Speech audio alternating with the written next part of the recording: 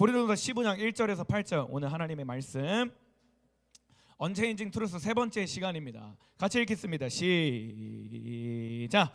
형제들아, 내가 너희에게 전한 복음을 너희에게 알게 하노니 이는 너희가 받은 것이요 또 그 가운데 선 것이라. 너희가 만일 내가 전한 그 말을 굳게 지키고 헛되이 믿지 아니하였으면 그로 말미암아 구원을 받으리라. 내가 받은 것을 먼저 성경대로 그리스도께서 우리 죄를 위하여 죽으시고 장세야 지낸 바 되셨다가 성경대로 사흘 만에 다시 살아나사 게바에게 보이시고 후에 12 제자에게와 그 후에 500여 형제에게 일시에 보이셨나니 그 중에 지금까지는 대다수는 살아있고 어떤 사람은 잠들었으며 그 후에 야고보에게 보이셨으며 그 후에 모든 사도에게와 맨 나중에 만삭되지 못한 자 같은 내게도 보이셨느니라. 아멘. 할렐루야. 아멘. 오늘이 무슨 날이라고요?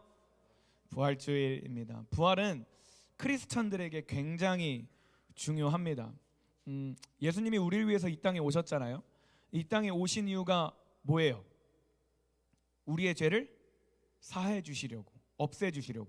근데 단순히 우리의 죄를 사해 주시기 위해서 이 땅에 오신 게 아니에요. 왜냐하면 우리의 목적지, 우리가 죽어서는 반드시 천국에 가야 되는데 그 천국에 가기 위해서는 부활을 해야 돼요. 근데 부활은 모든 사람이 하는데 부활을 해서 하나님의 심판대에 서서 의롭다 칭함을 받아야 영원한 삶, 천국에 갈 수가 있는 거예요. 근데 부활을 해서 의롭다함을 받기 위해선 우리에게 죄가 있어야 될까 없어야 됐을까? 말이 이상하다. 있어야 될까 없어야 될까? 없어야 돼요. 그래서 예수님께서 우리의 죄를 깨끗하게 하시기 위해서 이 땅에 오신 거예요. 그러니까 예수님이 이 땅에 오신 건 다시 말해서 단순히 우리의 죄를 없애주시기 위해서가 아니라 없애주시고 우리가 부활해서 하나님 심판대 앞에 섰을 때 의롭다함을 여겨서 천국에 들어갈 수 있도록 예수님이 이 모든 길을 열어놓으신 거예요. 만약에 천국이 없다라고 한다면 부활은 의미가 없어요. 부활이 없다면 천국은 의미가 없습니다. 이 땅에서의 삶이 끝이라면 우리는 굳이 주일 예배를 드릴 필요가 없어요. 이 땅의 삶의 끝이라면 우리는 예수님을 믿을 이유도 없어요. 그런데도 불구하고 우리가 예수님을 믿는 이유는 뭐냐면 이 땅의 삶이 끝이 아니기 때문에 우리의 죽음 뒤에는 반드시 부활이 있고 부활 뒤에는 심판이 있고 심판 뒤에는 천국과 지옥이 준비되어 있기 때문에 우리는 예수님을 믿고 따르는 겁니다. 부활이 없으면 신앙이 완성될 수가 없어요. 부활 신앙이 우리에게 없으면 부활에 대한 믿음과 부활에 대한 지식과 부활에 대한 기준이 없으면 우리는 오늘을 살아갈 때 크리스천으로서의 살 수가 없어요. 부활이 뭔지, 부활에 대한 기쁨, 부활에 대한 감사, 부활에 대한 그 무거움, 부활에 대한 즐거움과 자유가 없으면 주님을 위해 우리는 오늘을 살 수가 없어요. 부활 신앙이 없으면 여러분 학교에서 믿음을 지킬 수 없어요. 여러분 학원에서 믿음을 지킬 수 없어요. 여러분 가정에서 믿음을 지킬 수 없어요. 앞으로 성인이 되고 나이가 들어갈수록 세상에 많은 유혹과 풍파, 바람을 겪게 될더라도 부활 신앙이 없으면 이것을 이겨낼 수가 없어요. 전도사님, 십자가만 있으면 되는 거 아니에요? 예수님만 있으면 되는 게 아니에요? 제가 얘기했죠. 예수님은 십자가와 부활 둘 다 의미하고 있다고. 부활이 없으면 예수님을 반만 믿는 거예요. 예수님을 반만 믿는다는 건 예수님을 제대로 믿는 게 아니에요. 그래서 우리가 오늘 10대 청소년들인데 여러분들에게 믿음에 있어서 믿음으로 살게 하기 위해서 부활은 굉장히 중요하다. 그래서 오늘의 메시지가 조금 딱딱할 수 있고 어려울 수 있지만 잘 듣고 설교 노트도 잘 적을 수 있기를 소망합니다. 아멘. 아멘. 자, 우리 언체인징 시리즈 세 가지 모였어요. 뭐는 변하지 않는다. 하나, 첫 번째. 말씀 변하지 않는다. 둘째. 복음은 변하지 않는다. 셋째. 예수님은 변하지 않는다. 그리고 언체인징 트루스 핵심이 있어요. 하나님의 말씀은 변하지 않는다. 그래서 하나님의 말씀은 반드시 이루어진다. 오늘 본문이 그래요. 모든 성경에 기록된 대로 예수님은 죽으시고 다시 살아나셨어요. 3절과 4절 말씀 볼까요? 같이 읽겠습니다. 시작. 내가 받은 것을 먼저 너희에게 전하였노니 이는 성경대로 그리스도께서 우리 죄를 위하여 죽으시고 장사 지낸 바 되셨다가 성경대로 사흘 만에 다시 살아나셨다. 할렐루야. 성경대로 예수님이 죽으시고 성경대로 부활하신 거예요. 하나님의 말씀은 변하지 않기 때문에, 하나님은 마음을 바꾸지 않는 분이기 때문에 우리를 향한 구원의 그 약속, 우리를 향한 하나님의 계획은 변하지 않는 거예요. 그리고 하나님의 뜻이 변하지 않고, 하나님은 선하시고 정직하시고 진실하시니 하나님은 약속을 반드시 지키시는 거예요. 그래서 그 약속을 지키시기 위해 예수님이 이 땅에 오셨고, 할렐루야, 이 땅에 오신 것으로 끝나는 게 아니라 우리의 죄를 위해서 성경대로 십자가를 지시고 성경대로 부활하셔서 우리에게 부활을 약속하시고 확신시켜 주신 겁니다. 5절 6절 계속 볼까요? 시작. 게바에게 보이시고 후에 12 제자에게와 그 후에 500여 형제에게 일시에 보이셨나니 그 중에 지금까지는 대다수는 살아있고 어떤 사람은 잠들어. 말씀 계속 띄워주세요. 본문을 보면 예수님께서 부활하신 뒤에 제자들에게 나타나셨어요. 게바와 사도들과 500여 형제들, 500여 형제들이면 500명보다는 더 많은 숫자예요. 대략 500명이 넘는 사람들이 예수님께서 일시에 자신이 부활하셨다라는 것을 증명한 거예요. 그리고 예수님의 부활을 목격한 사람들이 예수님의 부활을 증거하기 시작했어요. 근데 오늘을 사는 많은 사람들이, 기독교 중에서도 예수님의 부활을 부인하는, 믿지 않는 사람들이 많습니다. 야, 그거 증거가 어딨냐? 예수님 부활했다는 증거가 어딨어? 라고 오늘 여기는 사람들이 있어요. 근데 한번 생각해봐요. 잘 생각해봐요. 이 당시에, 이 성경이 쓰여질 당시에, 그리고 예수님이 막 부활하셨을 때 그 로마 시대의 상황 가운데 예수님을 믿는다고 하면 화형을 당해요. 뭘 당한다고요? 화형이 뭔지 아는 사람? 불타서 죽어요. 길가에, 길 넓은 길에 나무 큰 거를 하나 세워가지고 거기에 사람을 그냥 생채로 묶어요. 밧줄로 꽁꽁꽁꽁 묶어요. 그리고 기름을 콸콸콸콸 붓습니다. 그리고 불을 촥. 그러면 마취도 당하지 않은 사람이 거기서 비명을 막 지르면서 활활 타요. 인간 가로등이라는 소리가 있어요. 예수님을 믿는 사람들은 그렇게 끔찍한 죽음을 맞이했습니다. 예수님을 믿는다는 이유로 자기들의 가족들 앞에서 아주 처참한 죽음을 맞이하게 돼요. 심지어 예수님이 하나님의 아들이라고 고백하는 순간, 그 도시의 왕이 예수님이라고 고백하는 순간 고백한 사람의 인권은 처참히 무시당하고요, 거기서 완전 속된 말로, 나쁜 말로 개죽음을 당해요. 처참하게 찢겨 죽거나 매맞아 죽거나 피를 철철 흘리거나 사지가 절단당하거나 굉장히 고통스러운 죽음으로 죽게 됩니다. 그런데 이 사람들은 단순히 저 예수님을 믿어요 라는 고백으로 끝난 게 아니라 더 나아가서 예수님이 부활하셨어요 라고 소리 지른 거예요. 만약에 예수님의 부활이 거짓이었다면 이들이 왜 이런 무모한 짓을 했을까? 종교적인 환심을 얻어서 그 당시에 많은 사람들에게 돈을 얻기 위해서? 제가 얘기했잖아요. 만약에 돈을 많이 벌었어, 그렇다고 칩시다. 근데 죽으면 그 돈을 갖고 갈 수 있을까 없을까? 갖고 갈 수 있어요 없어요? 없어요. 그럼 그렇게 거짓말해서 돈이 많이 번들 화형당해 죽거나 사지가 찢어 죽거나 그럼 무슨 소용이 있어요? 가진 돈이 많아도. 예수님을 따르던 사람들에게 박수받고 칭찬받아서 뭔가 정치인이 되려고, 막 어떤 정치계에 출마해가지고 사람들에게 좀 인기 받으려고, 아니 그러다가 자기 추종하는 사람들 앞에서 공개 처형 당한다니까. 사람의 인기가 그 당시에 이 부활을 증거하는 사람들에게 어떤 영향이 있겠어요? 지연아 많이 피곤하지? 네, 피곤한 거 알아요. 괜찮아요. 졸아도 돼요. 괜찮아요. 네. 이렇게 얘기하면 부담스러워서 안 졸겠지? 네. 피곤한 거 알아요. 딱딱하다고 미리 얘기했으니까 뭐라 하지 않습니다. 어디까지 했어?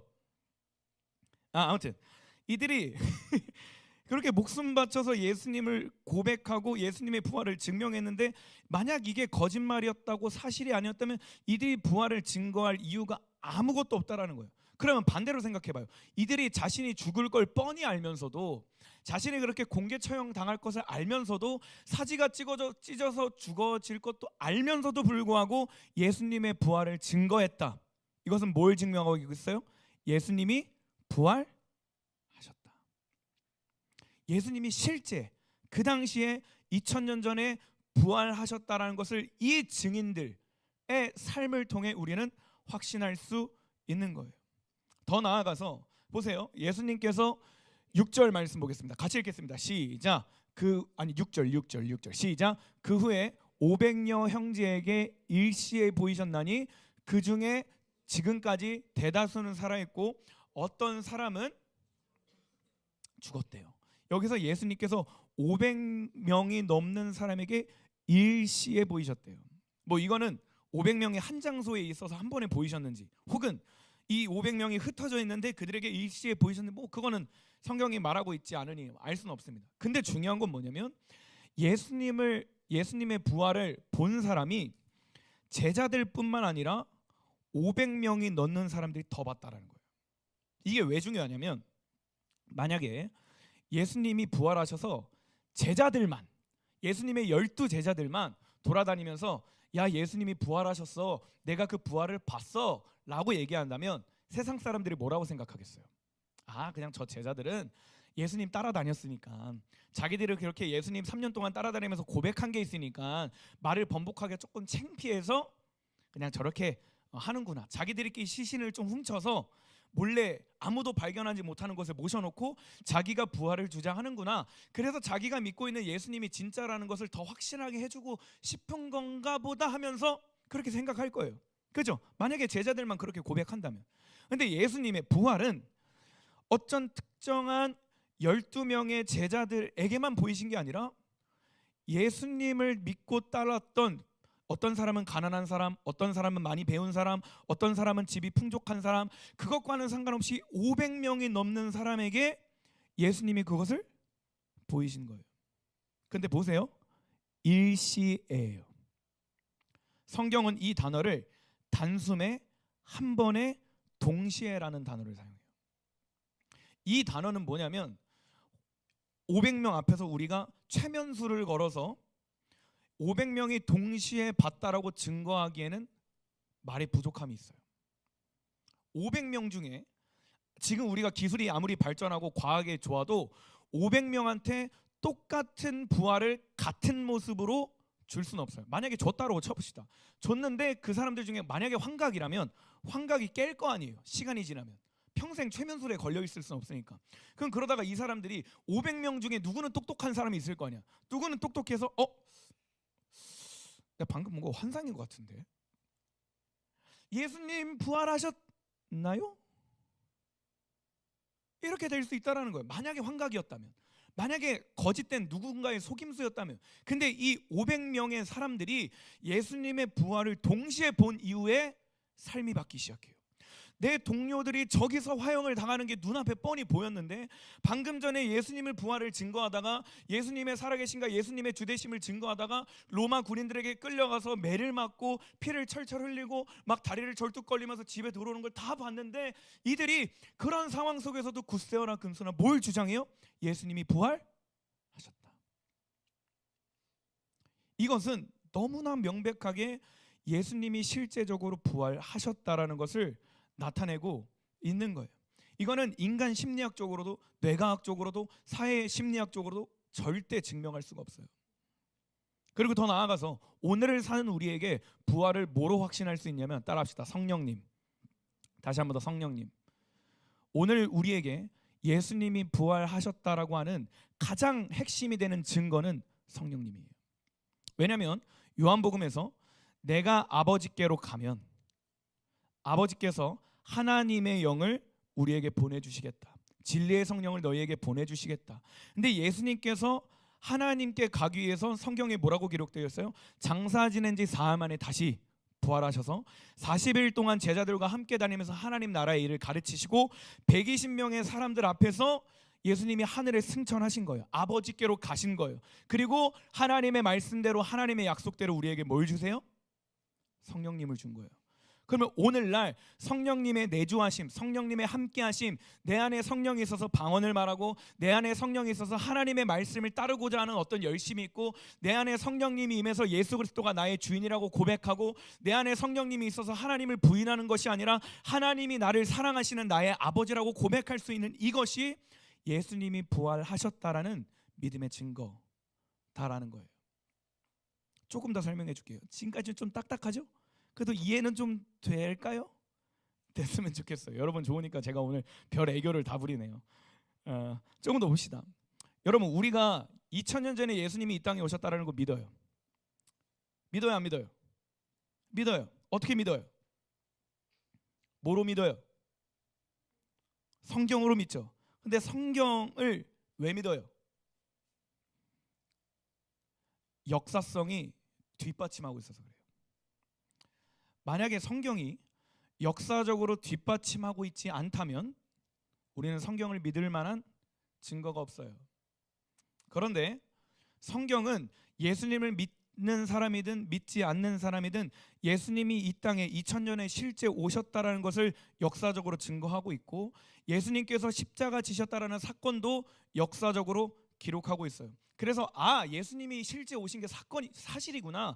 예수님과 3년 동안 제자들이 함께 다닌 게 사실이구나.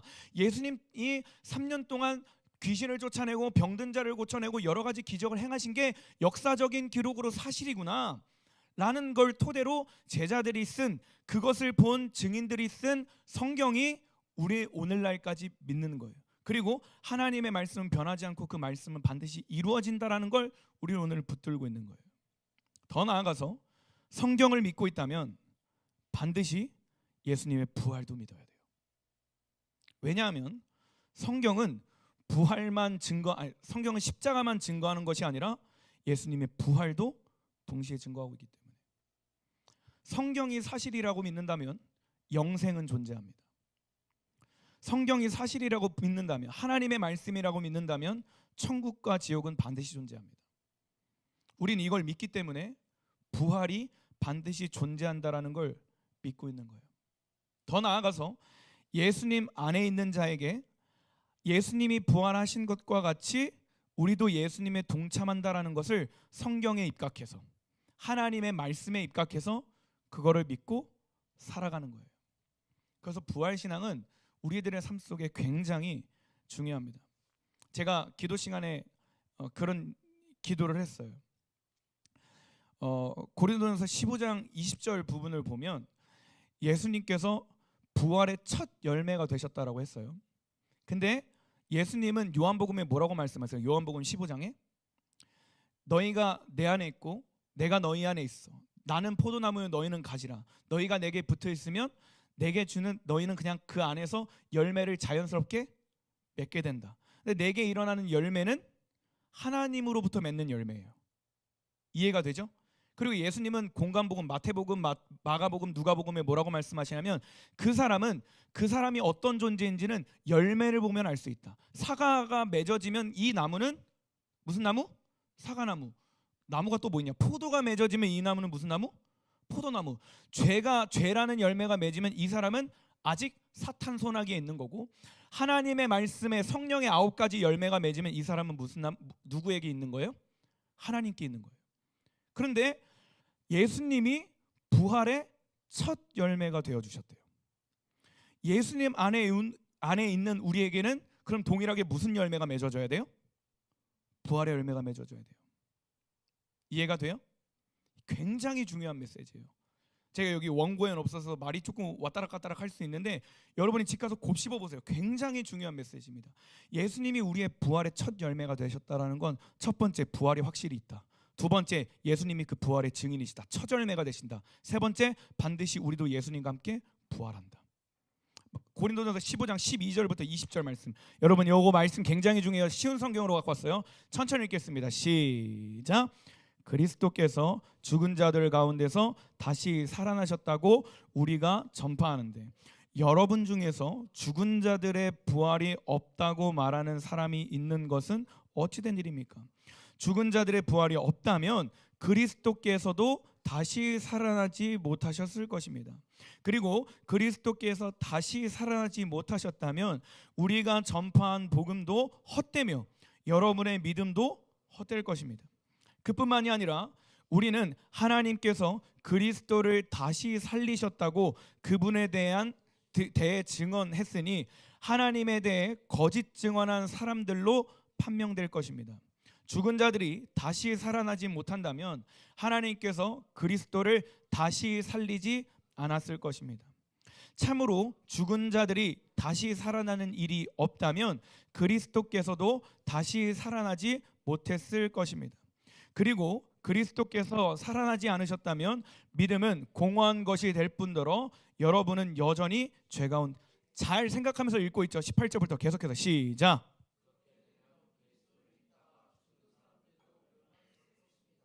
우리가 그리스도 안에서 소망하는 것이 이 세상 삶에 그친다면 우리는 이 세상 어느 누구보다도 불쌍한 사람들일 것입니다.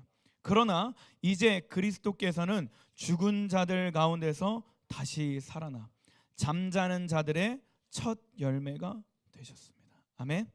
부활이 없다면 우리의 믿음은 헛것이에요. 하지만 예수님은 부활하심으로 말미암아 부활이 실제 존재하고 부활을 통해 갈 수 있는 천국, 5월 지옥이 있다라고 명확히 말씀하신 거예요. 성경은요, 십자가와 부활 그리고 영생에 대한 메시지를 계속 얘기합니다. 영원하신 하나님, 영원히 존재한다, 영원히 산다, 영원하고 영원히 동일하다, 영원토록 찬양받으실이라고 하면서 영원이라는 말씀을 계속 강조해요. 제가 얘기했죠. 하나님의 말씀은 정직하고 진실하다, 거짓이 없다, 꾸밈이 없다, 무언가를 만들어낸 얘기가 아니라 실제 존재하기 때문에 하나님은 그냥 허투루 후툭 뱉는 말이 아니라 실제 존재하고 하나님의 선한 뜻과 온전한 계획을 다 담아서 그 말 한마디 한마디를 성경에 기록하셨다고. 영원이라는 말은 허상, 허구, 거짓, 가짜가 아니라 실제 있는 하나님이 속한 세계예요.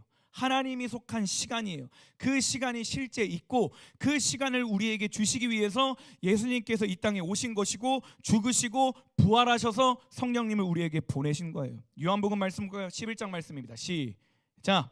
예수께서 이르시되 나는 부활이요.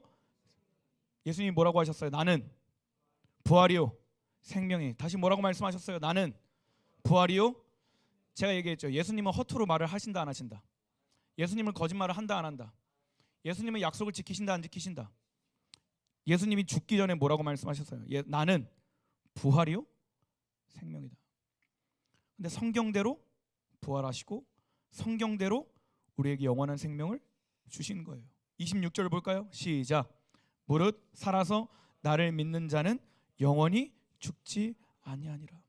무릇 살아서 나를 믿는 자는 영원히 죽지 않는데요. 이 말은 오늘을 사는 우리가 예수님의 부활을 붙들고 살고 있느냐, 붙들고 살고 있지 않느냐, 굉장히 중요하다라는 거예요. 여러분이 부활의 믿음이 없으면 학교 생활을 굉장히 대충 하게 될 거예요. 이 땅의 삶이 끝이라고 생각하고 있기 때문에. 믿음을 지키기 위해서 회식 자리를 가거나 여러분이 나중에 대학교를 가서 뭔가를 어떤 유혹들이 다가올 때 충분히 너무나 쉽게 타협할 거예요. 왜요? 부활이 없다고 생각하거든. 성경을 외면하거든. 성경을 부인하거든. 그러다 보니까 나의 믿음은 그냥 이 땅에서의 믿음이 다예요. 그냥 착하게 살고 선하게 살고 좋은 일 하고 그러고 끝이에요. 근데 성경은 그렇게 얘기하고 있지 않아요. 너희가 이 땅에 있는 동안 하나님의 말씀을 기준 삼아서 정직하게 걸어가라. 왜? 이 땅에 살 삶이 끝이 아니라 너희는 반드시 부활할 것이고, 할렐루야, 부활하면 반드시 하나님 아버지 집에 영원히 거할 것이기 때문에 너희들의 삶은 이 땅의 끝이 아니라서 너희들의 정욕대로, 너희들의 뜻대로, 너희들의 감정대로, 너희가 원하는 대로 사는 것이 아니라 하나님의 부르심 앞에, 하나님의 말씀 앞에 철저하게 세워져서 그 말씀을 따라 걸어가야 된다는 거예요. 제가 얘기하고 싶은 건 이거예요. 내가 착한 일을 해야 하나님의 자녀가 되거나 내가 뭔가 의로운 일을 해서 내 죄를 사해준다, 이런 개념이 아니에요. 제가 얘기하고 있는 건 이미 우리는 예수 그리스도를 믿음으로 말미암아 하나님의 자녀가 된 거예요. 이건 그 누구도 빼앗을 수 없고 취소할 수 없어요. 하지만 하나님의 자녀가 됐다라는 건 먼 훗날에 부활이라는 열매를 반드시 맺게 돼요. 왜요? 내가 하나님의 자녀가 됐다라는 건 예수님 안에 내가 있고 내 안에 예수님이 살아 계시다라고 성경이 말하고 있거든요. 그러면 우리가 이 하나님의 자녀가 됨으로부터 시작해서 영원한 생명, 영생이라는 그 삶을 가기 위해, 부활이라는 열매를 맺기 위해 하나님 아버지 집으로 가기 위해서 우리가 이 길을 따라가야 되는데, 변하지 않는 기준과 변하지 않는 길이 뭐라고요? 하나님의 말씀이라고요. 부활 신앙이 없으면 우리는 하나님의 말씀을 지키지 않는다라니까요. 다 반대로 얘기해 볼까요? 여러분이 오늘을 살아갈 때 하나님의 말씀을 궁금해하지 않는다. 여러분이 오늘을 살아갈 때 하나님의 말씀이 기준되지 않는다. 스스로 질문해 보세요. 나는 정말 예수님의 부활을 믿는가? 부활하신 예수님이 내게 정말 실제적으로 다가오고 있는가? 내가 가정에서 하는 말, 가정에서 하는 행동, 내가 학교에서 하는 말, 친구들과 어울릴 때 내가 하는 행동, 그것이 정말 부활을 붙들고 있는 사람의 삶인가? 정말 하나님의 자녀로서의 정체성을 회복한 자로서의 믿음의 고백인가? 혼자 있을 때 하는 말, 혼자 있을 때 하는 생각, 행동들이 정말 부활을 붙들고 있는 사람의 삶인가? 내 삶에 성령의 9가지의 열매가 맺어지고 있는가? 아니면 인간의 정욕과 욕심과 탐욕과 이생의 자랑의 열매가 맺어지고 있는가? 내 안에 이웃사랑과 기다림과 온유함과 참음과 자비의 하나님의 성품의 열매가 맺어지고 있는가? 아니면 내 뜻대로, 내 계획대로, 내 열심대로 살고자 하는 인간 본연의, 인간이 갖고 있는 그 제약된 본성의 열매를 맺고 있는가? 이걸 우리 다시 체크해 봐야 된다는 거예요. 사랑하는 여러분, 우리는 모두 하나님의 자녀입니다. 동의하십니까? 이건 우리의 노력과 우리의 어떤 것이 아니라 오직 하나님을 믿는 믿음으로, 오직 예수 그리스도를 믿는 믿음으로 하나님의 은혜로 하나님의 자녀가 되는 거예요. 하나님의 자녀가 됐다는 건 반드시 주님의 부활에 동참한다라는 거예요. 주님의 부활에 동참하기 위해서 오늘이라는 시간을 하나님이 허락해 주셨다면, 오늘이라는 시간을 하나님의 말씀에 정렬되어 살아가는 거예요. 하나님의 말씀이 뭐라고 기록되어 있는가?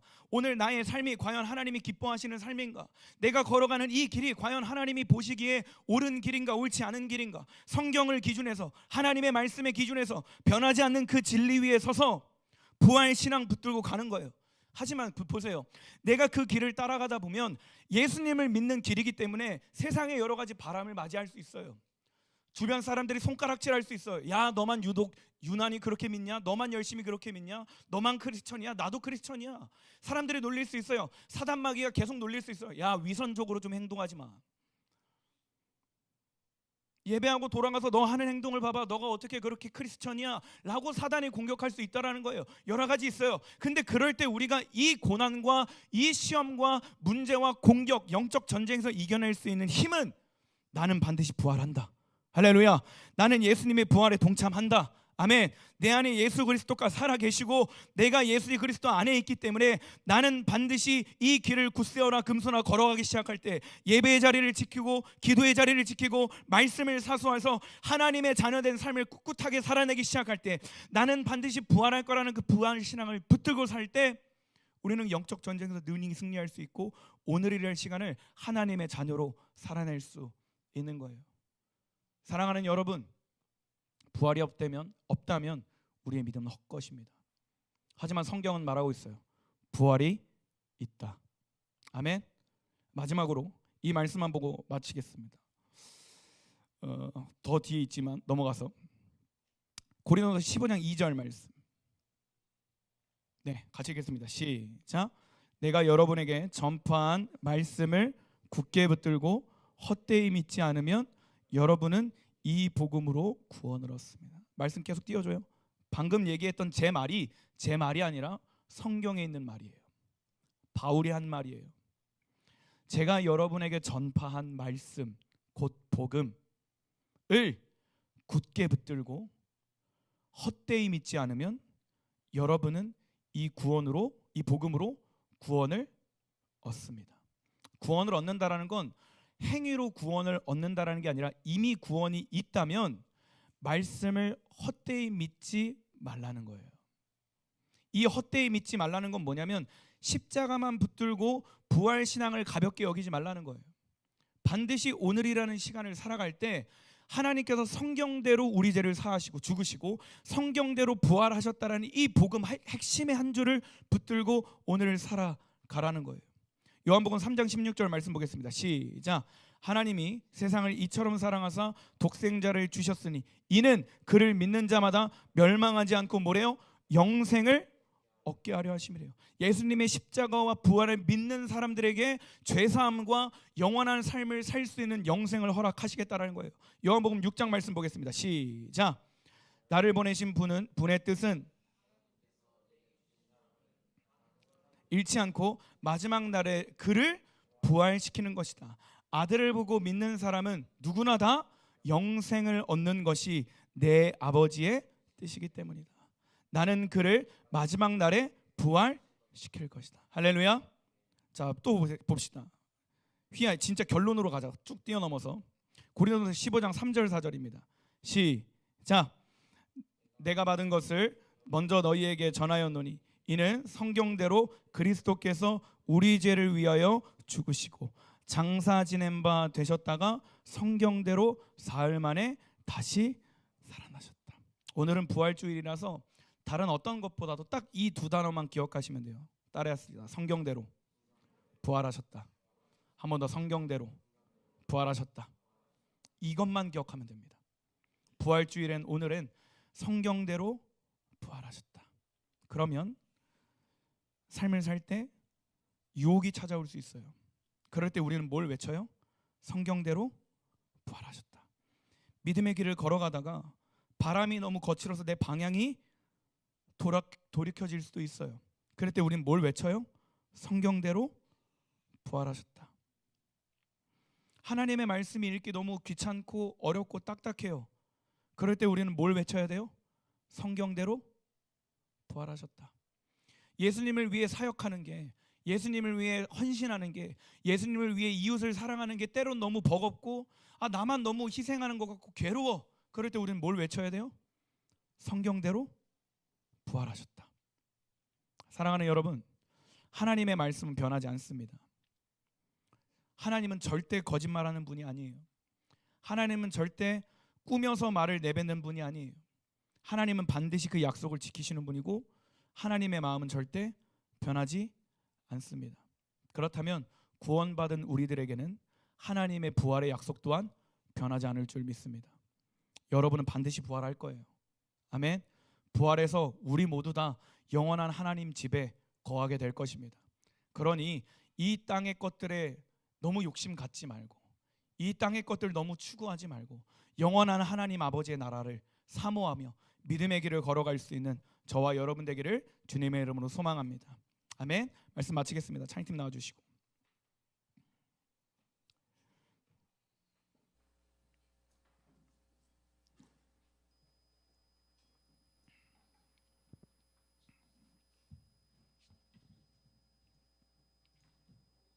딱 두 가지만 기억하라고 했어. 뭐와 뭐를? 성경대로 부활하셨다. 성경대로 부활하셨다. 하나님의 말씀대로 부활하셨다. 하나님의 약속대로 부활하셨다. 이 사실 하나 붙들고 이번 한 주를 부활 신앙 갖고 살아갈 수 있는 우리 모두가 되기를 주님의 이름으로 소망합니다.